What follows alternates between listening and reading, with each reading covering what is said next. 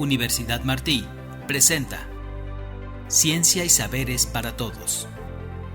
Hola comunidad, muy buena tarde a todos, bienvenidos sean a su podcast de ciencia favorito, Ciencia y Saberes para Todos, el cual está dedicado a la ciencia, tecnología, medio ambiente y desarrollo sustentable. Este es un espacio en el cual podremos escuchar a los expertos en diferentes temas que nos van a ayudar a poder entender las diferentes dinámicas sociales, ambientales, económicas. Mi nombre es Gonzalo Ortega Pineda y seré quien los acompañe a lo largo de esta emisión. Les quiero contar que el día de hoy tendremos un invitado muy especial. Es un investigador que admiro mucho y me siento muy honrado de tenerlo aquí al lado, aquí sentado junto. Les comento. Él es licenciado en Sociología por la Universidad Veracruzana, tiene un colegio, una maestría en el Colegio de Michoacán, tiene un doctorado en la Benemérita Universidad Autónoma de Puebla, es coordinador de la Red de Vulnerabilidad de la Asociación Latinoamericana de Población, pertenece al cuerpo académico UBER-CA 238 de la universidad. Estudió las líneas de investigación en dinámicas culturales y reconfiguraciones socioterritoriales, medio ambiente y desarrollo regional territorial. Es miembro del Sistema Nacional de Investigadores y actualmente es investigador del Instituto de Investigaciones y Estudios Superiores Económicos y Sociales de la Universidad Veracruzana. Estamos hablando nada más y nada menos que del doctor Danú Alberto Fabre Platas. Bienvenido, Danú. Te agradezco un montón, Gonzalo, la invitación. No, al contrario, el agradecido soy yo de poderte tener aquí y que podamos dialogar de este tema que creo que es una parte muy importante, pero que poco se escucha fuera de estos o de estas burbujas académicas, de estas burbujas de los expertos, que no es una característica propia de este tema, sino creo que es en diferentes temas estamos muy acostumbrados a dialogarlo, pero entre las mismas personas o entre el mismo grupo, y que pocas veces salen al público en general, ¿no? Aunque decimos que ahí están los textos, ahí están las conferencias, pero es complicado a veces que el público, personas ajenas a la temática, entren y digan, voy a entrar en YouTube y voy a buscar, no sé, economía ambiental, voy a buscar temas de vulnerabilidad porque me interesa. Entonces este es un espacio para esto, para poder divulgar y que las personas escuchen y nos puedan ver y vean también otro tipo de temáticas. En este caso estaríamos hablando sobre la vulnerabilidad, ¿no? Porque en nuestro país se habla mucho de pobreza, es como que hablamos un montón de pobreza y a veces ni la misma pobreza terminamos de entender y decir, bueno, ¿y qué es la pobreza, no? La entendemos en una concepción muy simplista, a mi parecer, pero que aparte de la pobreza va acompañado este otro tema que es la vulnerabilidad. Pero para poderlo entender mejor, no sé si nos podrías decir ¿qué sería o qué tendríamos que entender por vulnerabilidad? Bueno, primero, de nuevo te agradezco la invitación, maestro. Nos conocemos desde hace ya algunos años. Hemos estado en varias mesas juntos, hemos conversado y dialogado muchas cosas. Tenemos pendiente un texto que está por ahí, cociéndose, pero que espero que ya pronto podamos afinarlo y hacerlo público, ¿no? Claro. Entonces, en este marco de conocernos, creo que lo que acabas de poner en la mesa, esa pregunta es muy interesante, ¿no? ¿Qué es la vulnerabilidad frente a términos o conceptos o estrategias que se han usado desde hace años y de alguna manera, y perdonen el término, se han prostituido, ¿no? Sí. Han estado insistiendo tanto en el uso de ciertos conceptos que de pronto ya cualquier cosa es pobreza, ¿no? Sí. Y en ese marco, tratar de anunciar o acercarse a la vulnerabilidad social también se peca de ese mal, ¿no? De asumir que cualquier cosa o cualquier sujeto, cualquier grupo social es vulnerable, ¿no? Y me parece que no es así, ¿no? Para poder más o menos marcar la diferencia entre pobreza y vulnerabilidad, un grupo de colegas, José Hernández, que bien lo conoces, Gustavo Buzo, argentino, Carmen Egea y todo un grupo de colegas desde hace más o menos 15, si es que no más años, que son más o menos los que tengo de conocerte, el gusto que tengo de conocerte, empezamos como a cuestionar para qué servía la pobreza, cómo se medía la pobreza, ¿no? Qué tan útil era el término y los procedimientos analíticos y qué tanto podían más o menos rendir ese tipo de análisis, ¿no? Y después de muchos años de estar dialogando, yo antes de eso, Gustavo mucho antes de eso, como asesor de la CEPAL y de otros espacios, caímos en la cuenta de que el concepto de pobreza era sumamente modesto y además en algunos sentidos bastante pobre, ¿no? Sí. La pobreza nos remite a sacar, perdonen la analogía, una fotografía del hogar, ¿sí? Y una fotografía bastante fija, ¿no? Sí. Nos trata de mostrar cuáles son los vacíos o ausencias de cierta sociedad, cierto grupo, cierta persona. Y en ese sentido es útil, ¿no?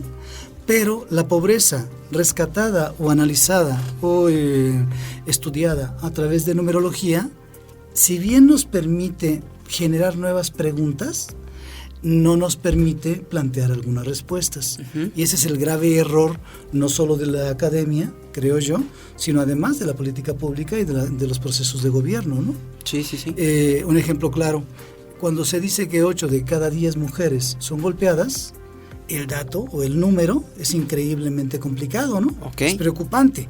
Sin embargo, eso no explica quiénes, cuándo, dónde, cómo, por qué, a través de qué, cómo establecer procesos y a partir de o desde cuándo se han generado este tipo de problemáticas, claro. ¿No?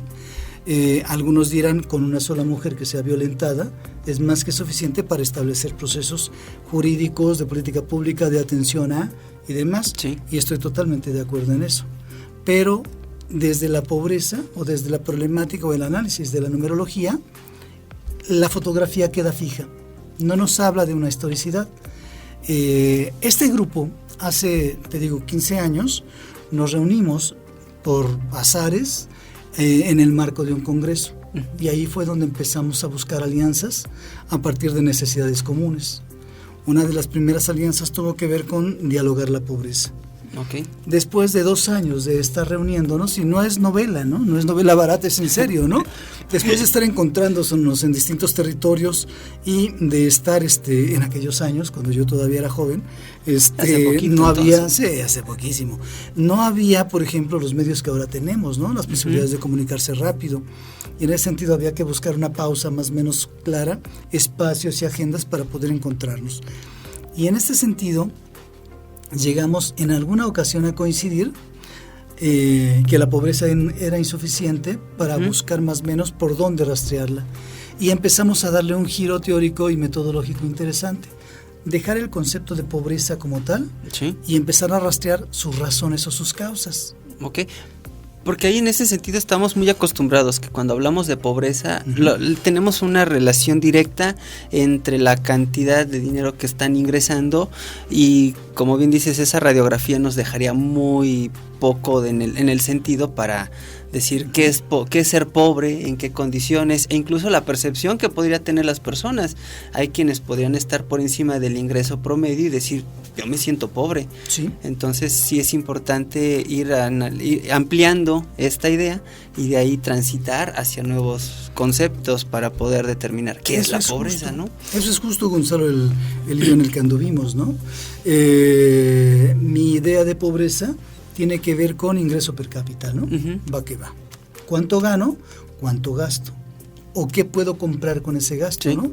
La pobreza la hemos medido a través de pobreza multivarial, índices de pobreza, niveles de pobreza, canasta básica. Vamos, hay toda una serie de indicadores que dan cuerpo a distintos métodos o modelos matemáticos para poder analizar la pobreza. Y esa a veces se traduce en mapas, ¿no?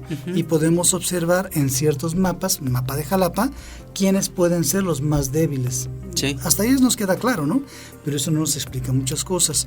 Cuando dimos este giro hace ya 12, 14 años, empezamos a rastrear las causalidades y fuimos a buscar quiénes eran desiguales, quiénes no tenían un trato desigual, quienes estaban en una condición inequitativa o incluso en condiciones de exclusión total, ¿no? Y esos elementos nos permitieron trazar ciertos indicadores que a su vez nos permitieron explicar algún sentido de la pobreza. Okay. Pero de nuevo la numerología nos vencía. hace más o menos 12 años, 11 años, después de jugar un poco con eso, de estar invirtiendo en proyectos, trabajando en proyectos, vendiendo proyectos aquí y en varias partes de América Latina, de repente a alguien se le ocurrió levantar la mano, le discutimos, le dijimos que no en un primer momento y después nos convenció o nos convencimos y empezamos a rastrear aquellos sectores que eran fuertemente vulnerables, que no estaban en la pobreza porque no tenían esos 3 elementos de causalidad, pero que en un tris, en un pequeño empujón, podían caer en esos rangos de pobreza marcados, ¿no? Sí. Y descubrimos entonces que podríamos ir hurgando en cómo medir procesos y no situaciones coyunturales. Esa fue nuestro gran logro, que para el público puede ser así como que, bueno, ¿y qué tiene de relevante, no? Una situación, pusimos un ejemplo, y es real, de cómo podríamos más o menos dibujar condiciones de pobreza o vulnerabilidad.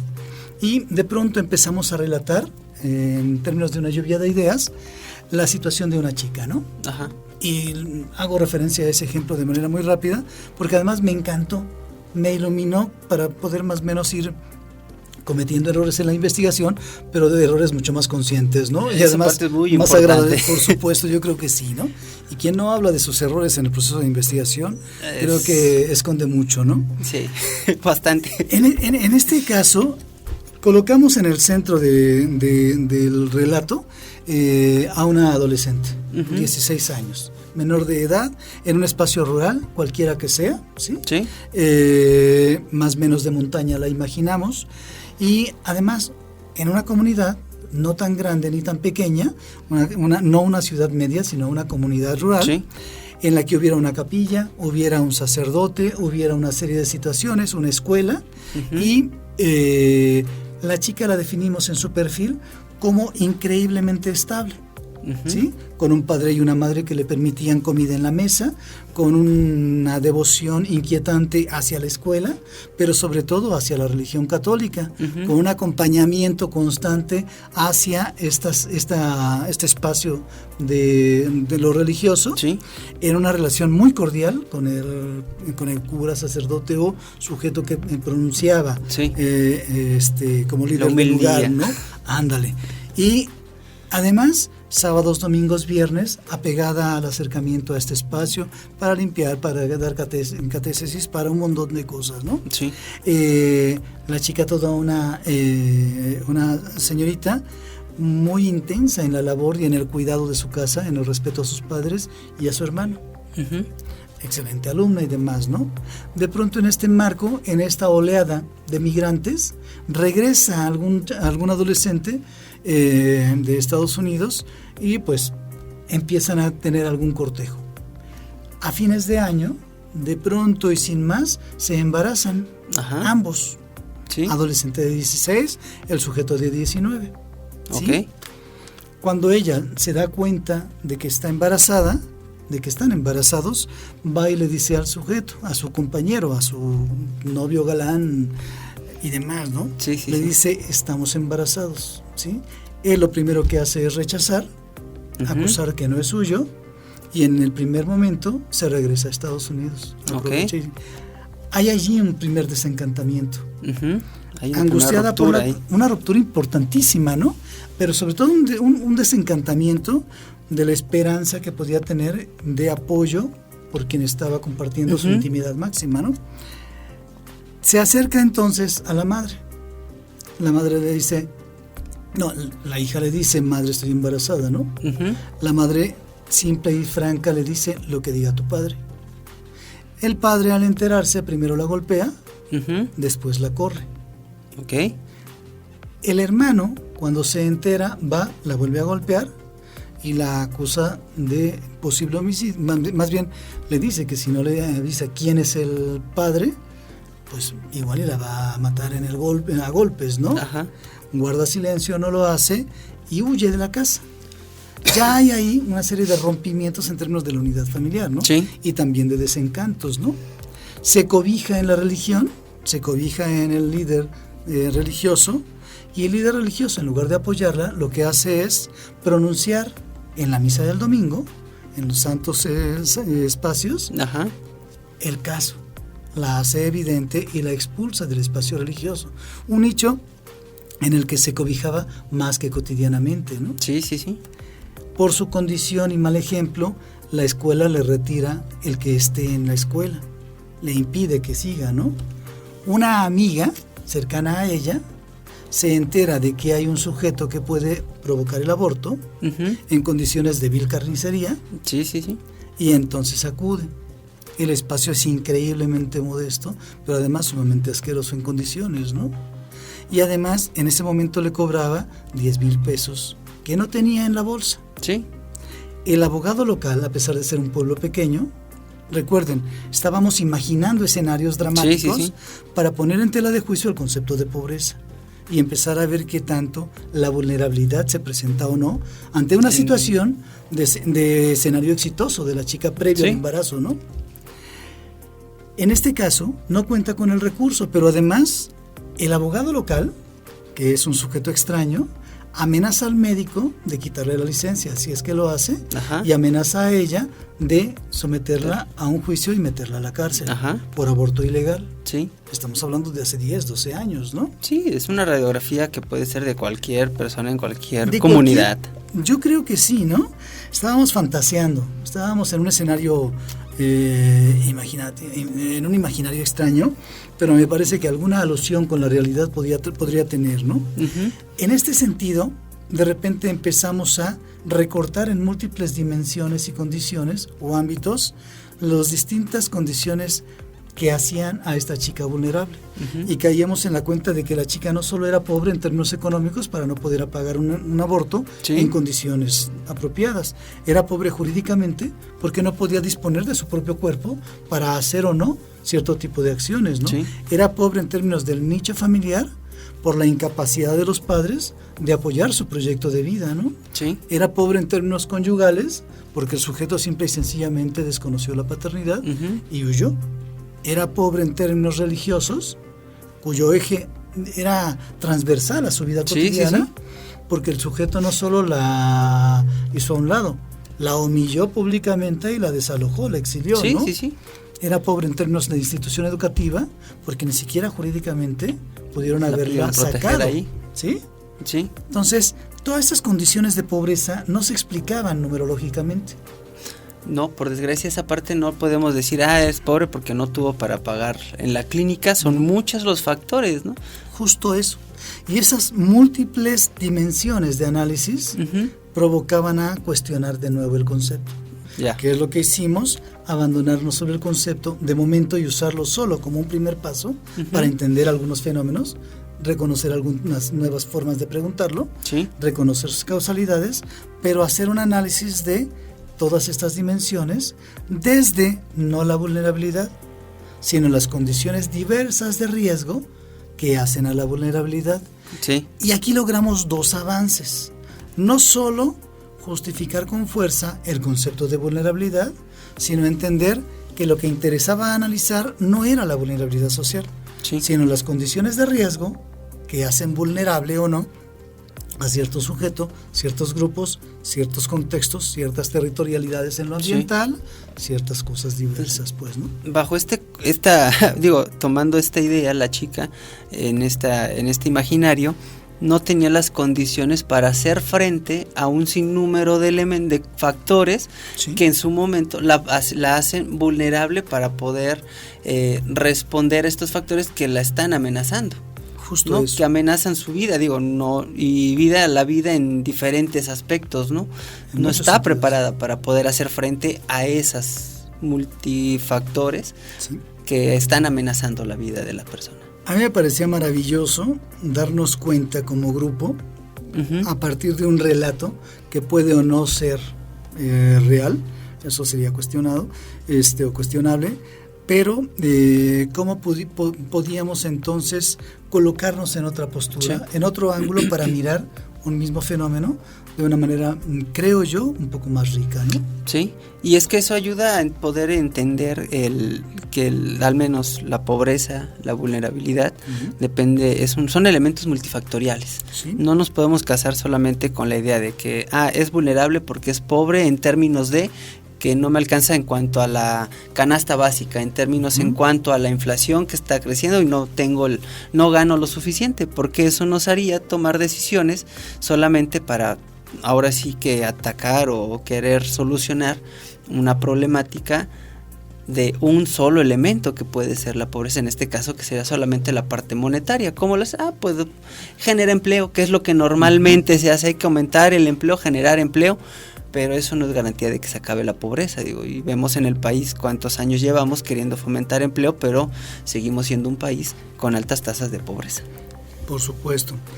Ese es otro campo que nos llamó mucho la atención, ¿no? ¿Qué sentido tiene o tenía dedicar tanto tiempo, tantos años, tanta saliva y tanto papel a este tipo de problemática, pues, ¿no? Sí. Como para qué hacerlo, pues, ¿no?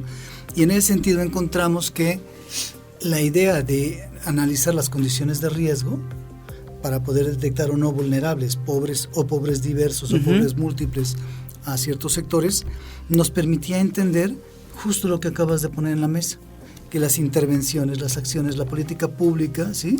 Los planes y programas de intervención gubernamentales o vecinales debían tener múltiples modos, porque la problemática que había que atender era también múltiple, ¿no? Ahí estuvo sumamente atractivo porque encontramos el sentido de un diálogo que desde un principio era aparentemente teórico, ¿no?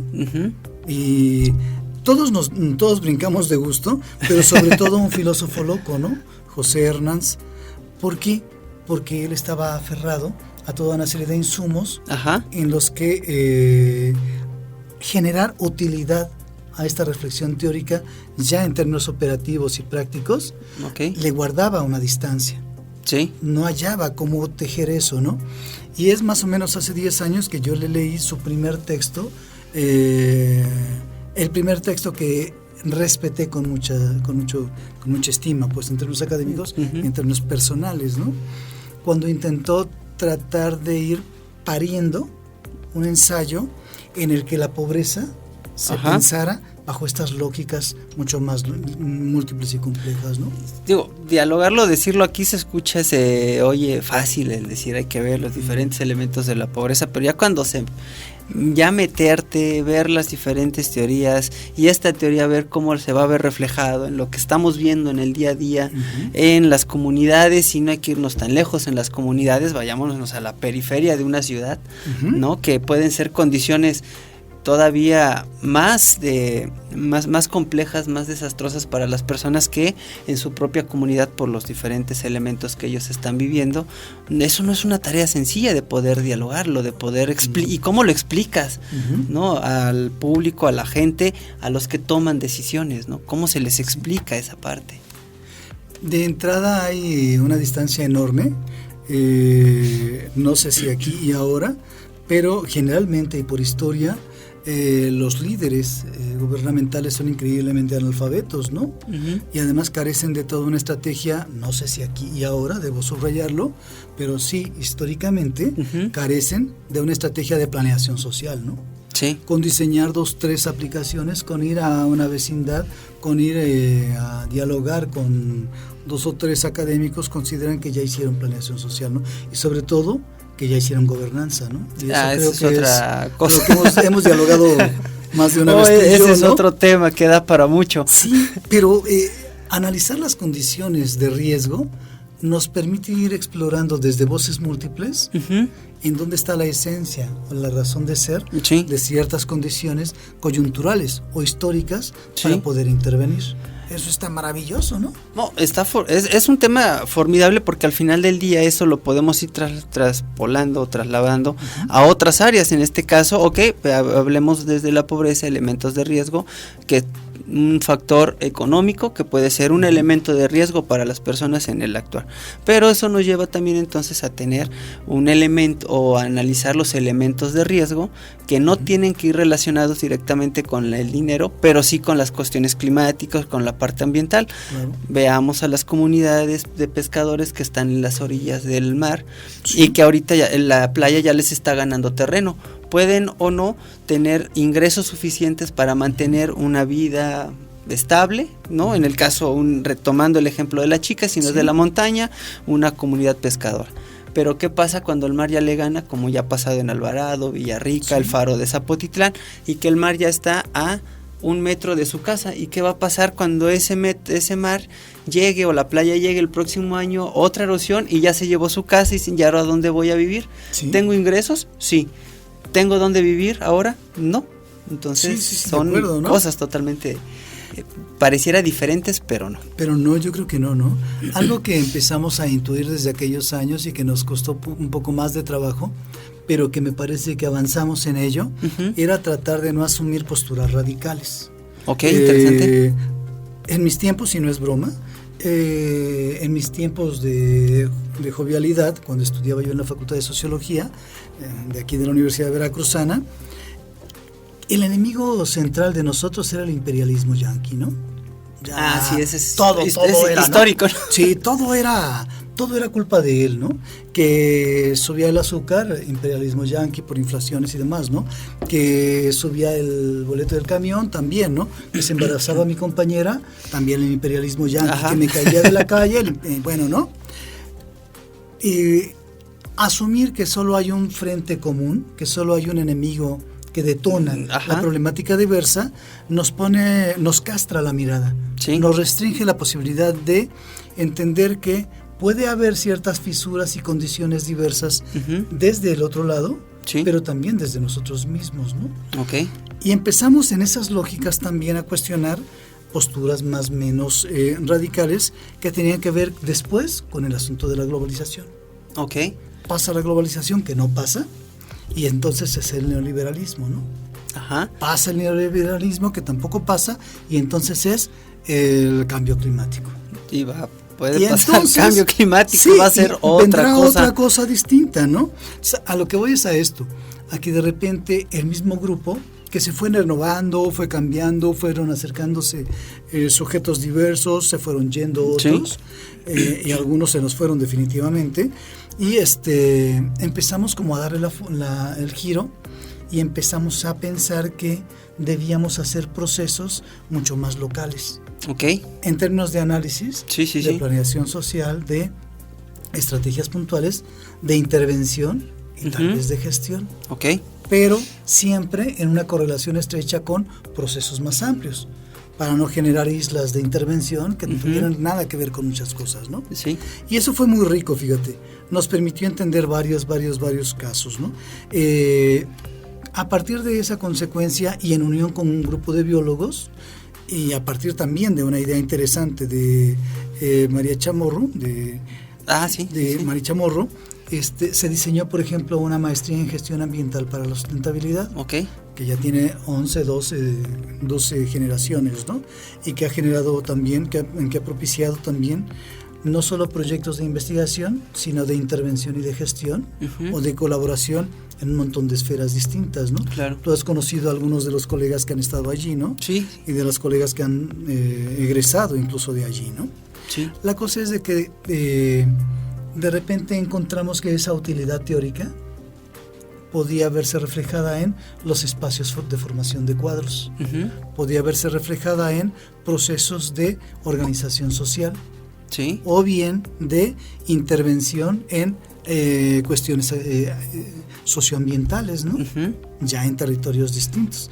Y eso nos maravillaba, porque entonces encontrábamos que la malvada teoría servía para algo. Sí. Cosa que siempre cuestionaban, ¿no? Sí, no, ¿para qué se acercan? ¿Para qué teorizan? ¿Para qué buscan cuál es el concepto de desarrollo más apropiado? ¿Para qué alegan si es pobreza o no, no? Están jodidos, ya, denle la vuelta, no hay más, ¿no? Busquen, intervengan, generen empleos, bien dices. Sí. Y es que eso tiene que ver con la propia formación, y qué bueno que se dan estas oportunidades de formación de cuadros, porque no sabemos, el día de mañana estas personas que están formándose pueden llegar a estar en un punto de tomadores de decisiones en un área en la cual puedan decir, a ver, paremos un momento, y eso no es algo malo para ninguna institución, ni para ni el sector privado ni el público, el decir, a ver, hagamos un alto y hay que analizar bien qué es lo que estamos haciendo, y bajo estas condiciones, si mis acciones de política pública van encaminadas en este caso, a buscar disminuir la pobreza, pero hay que entenderla, ¿qué es?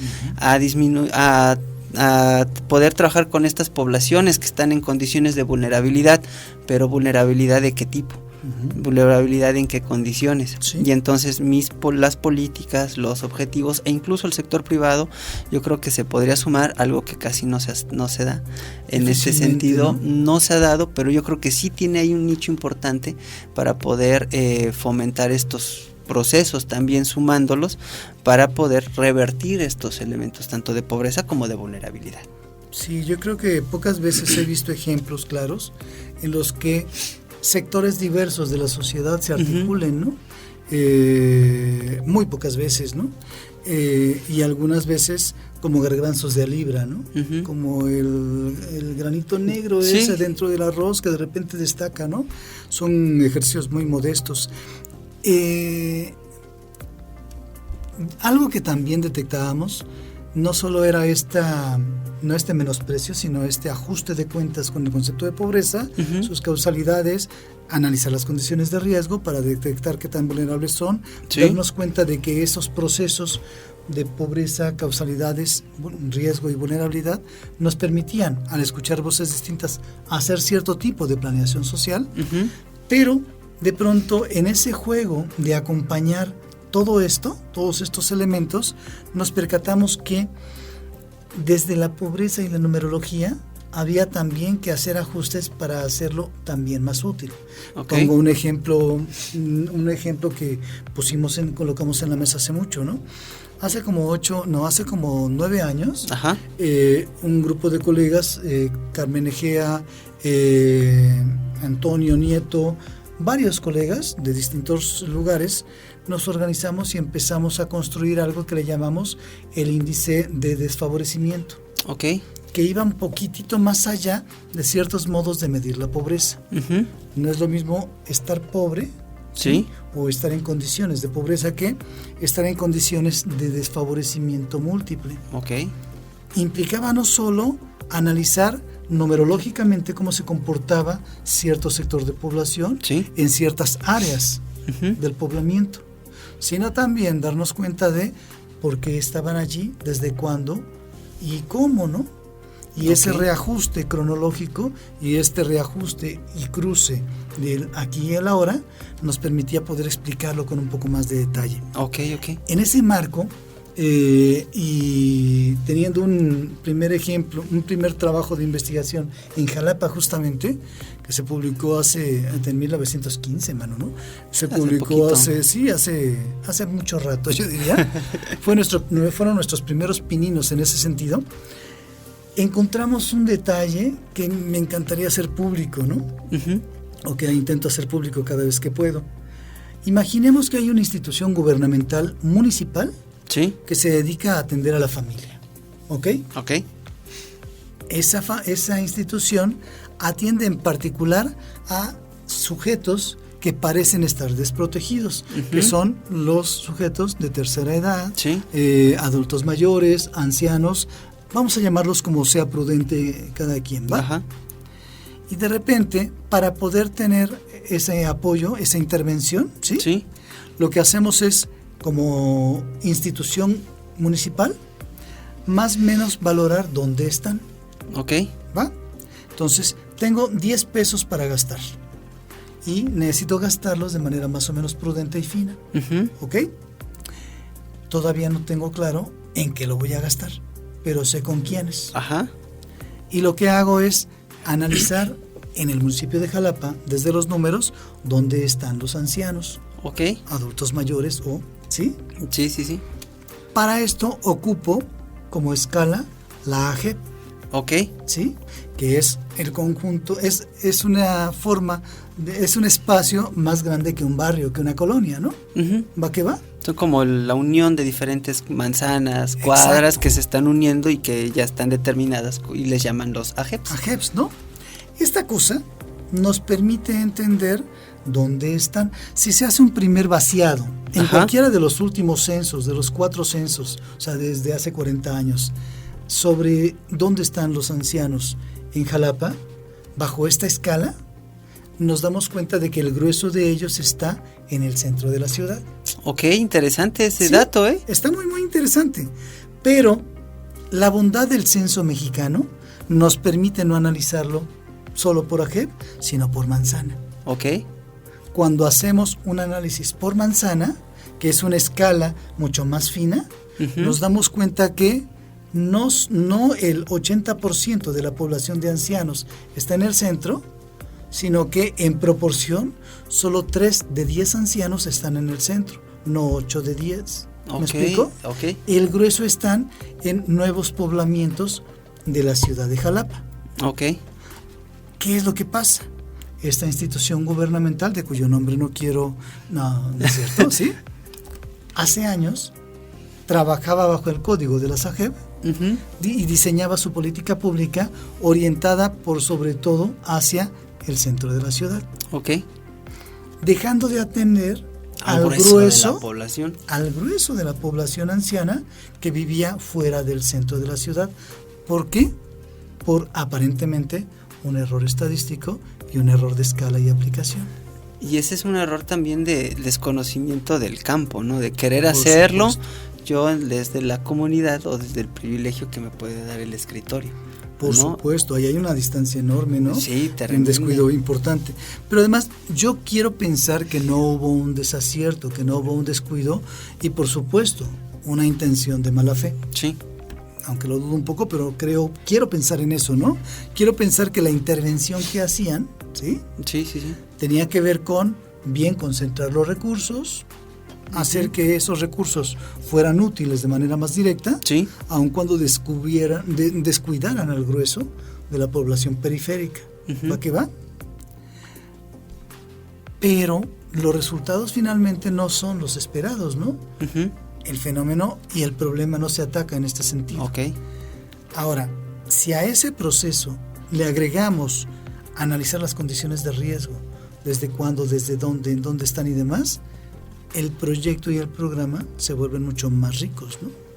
O sea, es enriquecer estos procesos, enriquecer los proyectos e incluso enriquecer las políticas que van enfocadas, las políticas públicas. Dar un giro, ¿no? A las políticas. Claro, ¿no? Y eso se puede ver desde lo local, desde el nivel municipal en este caso, y eso lo podíamos trasladar a nivel estatal y posteriormente a nivel nacional, ya siendo muy positivos, ¿no? En este sentido. Doctor, estamos tocando un tema bien interesante, pero vamos a ir ahorita a nuestros patrocinadores y regresamos para poder dialogar sobre este tema. Con todo gusto. ¿Sale? Regresamos ahorita, querida comunidad, vamos a escuchar un momento a nuestros patrocinadores.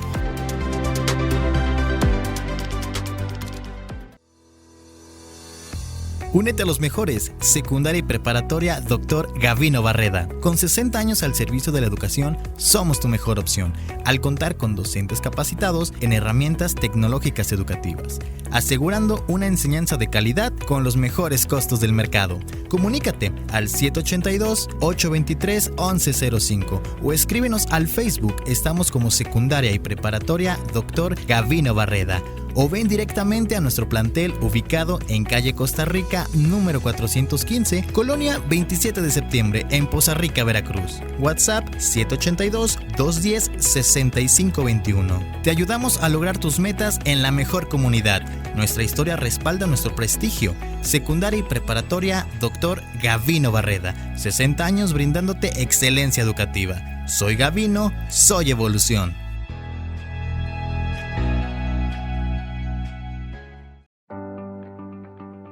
Universidad Martí, educación de clase mundial. Contamos con planes de estudio pertinentes y de alto nivel que cumplen con las exigencias profesionales de la actualidad. Contamos con 3 licenciaturas, ingeniería civil, ingeniería en tecnología y producción e ingeniería en informática. Ofrecemos también 4 maestrías: ingeniería, administración, ingeniería ambiental y psicología, además de 4 doctorados de prestigio: ingeniería, administración, psicología y educación, en modalidad mixta, con la cual podrás continuar con tu preparación de manera especializada. Con nuestro modelo educativo Martí, nuestros maestros son capacitados constantemente en las mejores herramientas académicas, pedagógicas y tecnológicas. Visita nuestra web www.umarti.edu.mx o pide informes en nuestros teléfonos 782-822-3350 y 782-823-1105 o a través de nuestro correo informes@umarti.edu.mx o manda un mensaje a nuestra página de Facebook. Estamos como Universidad Martí. También puedes visitar nuestras instalaciones ubicadas en calle Costa Rica número 415, Colonia 27 de septiembre, en Poza Rica, Veracruz, o nuestro enlace en Jalapa, en calle Juárez número 87, zona centro, teléfono 2288-123195. Somos UMartí.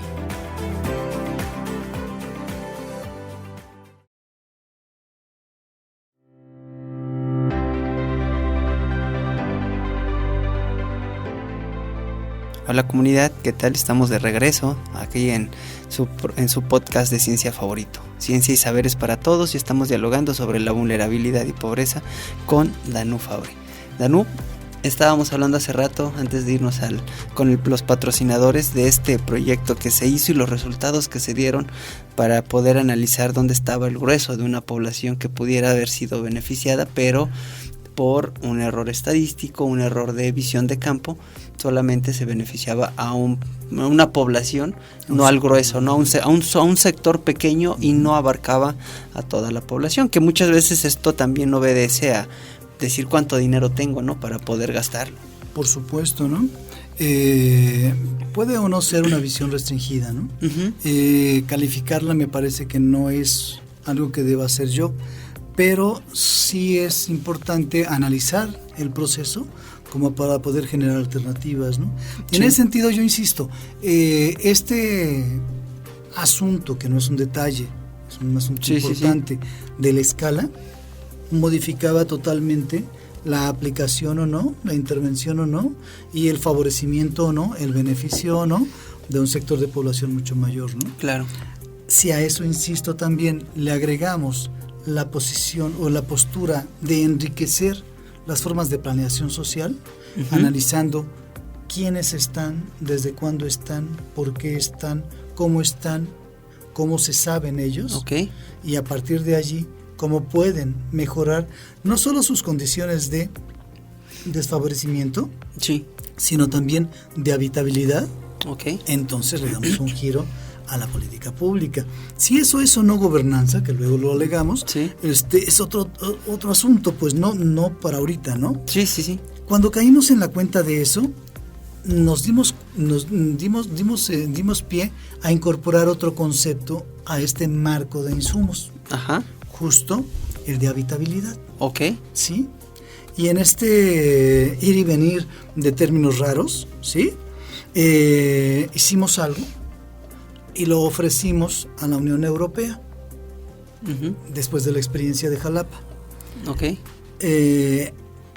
A los colegas de la Unión Europea vieron con buenos ojos el asunto, y los españoles, sobre todo la sección de andaluza, uh-huh, que es la sección sur de España, vieron con mejores ojos el proyecto, okay, y lo costearon.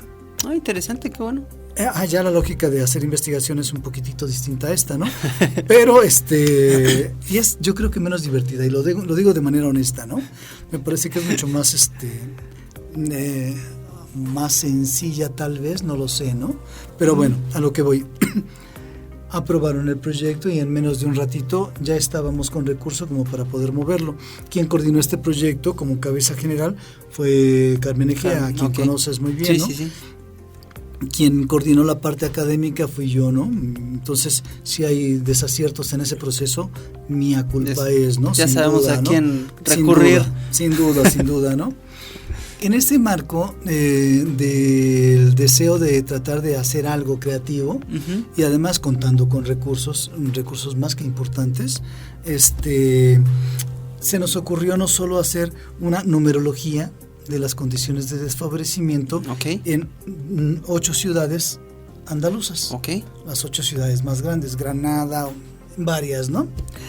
Sino que, ya contando con recursos, se nos ocurrió también hacer una serie de preguntas, uh-huh, a los favorecidos o no favorecidos en cada una de las ciudades. Okay. Aplicamos algún manejo estadístico para saber a quiénes, cuándo, cómo y a cuántos, y empezamos a generar el proceso. Ok, muy bien. Ese fue el segundo momento de triangulación del proyecto. Un tercer momento era decir, bueno, pero las tantas ciudades no nacieron de la nada, ¿no? No fue el Espíritu Santo el que las parió, ni fue Dios quien llegó y dijo, hágase aquí va a estar la ciudad. Y ya está, ¿no? Tienen una historia. Y además, okay, historias, sí, increíblemente distintas, ¿no? Sí. Cádiz, orilla de mar, espacio pirata, un Campeche cualquiera, con, sí, unas distancias enormes en historia y en contexto, Granada con toda una serie de influencias arabescas y demás, ¿no? Uh-huh. Y otros lugares más, ¿no? La cosa es que de repente empezamos a rastrear informantes clave que nos permitieran explicar la microhistorización, sí, de los procesos que hacían o no habitable y desfavorecido a la ciudad. Okay. Y entonces parimos un tercer ángulo. Un cuarto y último ángulo era rendir cuentas ante ciertos sectores de la sociedad civil para, uh-huh, decirles, señores, estos son nuestros resultados. Okay. Aléguenlos, ¿no? Discutámoslos. Y en ese mano vuelta, uh-huh, como espacio de intercambio y de saberes, okay, se enriquecían los informes que se entregaron al Ministerio de Andalucía y a la Unión Europea. Ok, fíjate qué interesante este proceso. Facilito. De cómo parten así cualquier cosa, ¿no? Esto, en verdad que no estuvo complicado, Gonzalo, en serio que no. Había recursos, todo eso se hizo en menos de un año. Fue muy rápido. Increíblemente rápido. Fue muy rápido, sobre todo en el contexto de poder entender cuáles eran estas historias, identificar la población que estaba favorecida, uh-huh, cuál no está favorecida, bajo qué condiciones, sí, de este índice de habitabilidad, me imagino que también que tomaron, uh-huh, en cuenta, sí, para poder decir qué es, dónde y quiénes son estas poblaciones que son favorecidas, las que no son favorecidas, ¿no? Sí, en el informe era interesante porque sectores de la ciudad que se consideraban altamente favorecidos, ajá, con alto nivel de habitabilidad, reportaban que no. Okay. Los españoles se quejaban, pronunciaban una serie de necesidades, uh-huh, y de pronto tú las veías y decías, hay cierta consecuencia lógica, ¿no? Uh-huh. Hay cierto sentido en su proceso. Okay. También lo interesante es que los resultados se entregaron a la Junta y la Junta, un año después, empezó a establecer ciertos ajustes en su política pública, sobre todo a sectores de tercera edad. Esa parte es muy importante. Es el grueso de la población, no es el grueso de la población, son muchos dentro, sí, de la población española, ¿no? Sí, pero al final del día esto nos dice que un estudio puede tener un resultado sobre esta población, sí, ¿no? El estudio, el hacer este tipo de trabajos, estos proyectos de investigación que sí tengan una incidencia directa, uh-huh, en la población, como mediante, bueno, primero que se lo apropien y que lo hayan aceptado las autoridades y dependiendo de ese informe, uh-huh, tomen la decisión de decir qué ajustes tenemos que hacer en el camino, ¿no? Me imagino porque ya llevaban un tiempo aplicando algún tipo de política, se dan cuenta del resultado, dicen hay que hacer cambios, tenemos que hacer estos ajustes para poder contrarrestar lo que nos está diciendo el informe, ¿no? Sí. Y eso creo que vale mucho la pena que se pueda rescatar, ojalá que lo pudiéramos. Yo creo que sí. Ahora, como consecuencia no deseada, pero, uh-huh, no como razón de ser del proceso de investigación que se desarrolló, sino como una consecuencia académica interesante, se generaron 3 libros, okay, que están en línea, están digitales, okay, que podemos compartir, ¿no? Uno que tiene toda la numerología que, uh-huh, se trabajó con sistemas de georreferenciales y demás, y mapas muy claros y muy lindos. que no están hechos para especialistas, Okay. porque esa era también la intención, ¿no? Buscar modos de socializar los insumos que habíamos encontrado, ¿no? Claro. Otro texto que tiene que ver con las voces y los sujetos, Ya. quiénes y desde dónde se conciben o no vulnerables o se conciben o no en condiciones de riesgo, Ujú. que se traducen a ciertas condiciones de no habitabilidad Ujú. o de desfavorecimiento, ¿no? Okay. Entonces, y otro texto que habla sobre los procesos de microhistoria en cada una de las ciudades. Es que al final del día tenemos que entender esos procesos para saber Yo creo que sí. qué es lo que nos ha llevado a estar en el lugar en el que estamos y Sí, para sí, poder sí. proyectar el futuro, porque si no entendemos ese punto de qué es lo que nos ha traído a donde estamos aquí, en el aquí y en el ahora, pues cómo vamos a hacer proyecciones sin tratar de decir, sin repetir errores que se pudieron haber evitado con el simple hecho de conocer estos procesos históricos de la zona, ¿no? Y de la región, Sin que cada duda. una es totalmente diferente, aunque estemos en la misma región. Aquí llevándolo a Jalapa, una cosa es entender Jalapa, otra cosa es entender Coatepec y otra cosa es entender Banderilla. Por supuesto. No podemos meter todos en el mismo saco. Danu, interesante todos estos proyectos. A ver si ahorita ya antes de finalizar nos dejas tu correo para que nos puedas Por compartir supuesto, la claro que liga. sí. Pero me gustaría preguntar y saber qué sigue en este contexto ya encaminando hacia el cierre del episodio de hoy. ¿Qué sigue? ¿Qué sigue en cuanto al análisis de vulnerabilidad? ¿Qué sigue en análisis de la pobreza? ¿Qué tendríamos que estar esperando o qué cambios teníamos que hacer para poder entender mejor estas ideas? Y sobre todo, yo creo que resulta de mucha importancia que en muchos espacios como en las aulas, se dialogue y se explique qué es la vulnerabilidad, ¿no? Sí. Mira, yo lo que creo es que nadie construye por sí mismo ciertos insumos que tengan algún sentido. Sí. Y alguna consecuencia más o menos práctica, ¿no?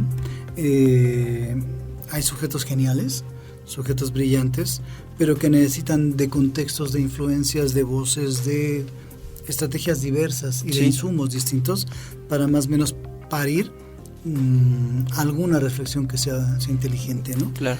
No estoy acusándome de inteligente para nada, ¿no? Al contrario, ¿no? Pero cuando menos he tenido la oportunidad, y en ese sentido creo que eso también sigue, la oportunidad de escuchar gente que sí me ha parecido inteligente, ¿no? Okay. Desde la filosofía, desde la economía, desde la biología, desde la geografía humana, ¿no? Sí. Desde un montón de áreas que yo en la vida creí que pudieran ser útiles para mis modos de ir pensando las realidades, ¿no? Sí. Y en ese sentido, ¿qué sigue? Pues seguir aprendiendo de las áreas distintas, desde la academia, seguir aprendiendo y compartiendo lo poco o nada que uno sabe, ¿no? Esos cuantos saberes útiles me parece que es fundamental, ¿no? Sí. Lo segundo que me parece que es vital, también desde la academia, pero también desde la gestión y la intervención, articularse con ciertos nichos que ya están trabajando en esas líneas, ¿no? Un ejemplo claro es la Asociación Latinoamericana de Población, Okay. que encontró como lógica interesante de reproducción sostenerse a partir de 8 o 9 redes latinoamericanas. Una de las redes es la red de vulnerabilidad social, Okay. que nos toca coordinar a más de uno desde hace ya muchos años, ¿no? Este ha sido un excelente nicho y un excelente pretexto para poder llegar y dialogar cosas, dialogar ideas e ir escuchándonos y aprendiendo. Generar esos nichos en Jalapa, no en América Latina, en Veracruz, en el sureste de México, Estaría riquísimo. es bastante maravilloso. Es una forma increíblemente rica, no de extraviar el tiempo, sino de disfrutarlo y apropiarse de él, ¿no? Sí. Y si eso tiene consecuencias o no en términos de publicaciones, eso me preocupa poco.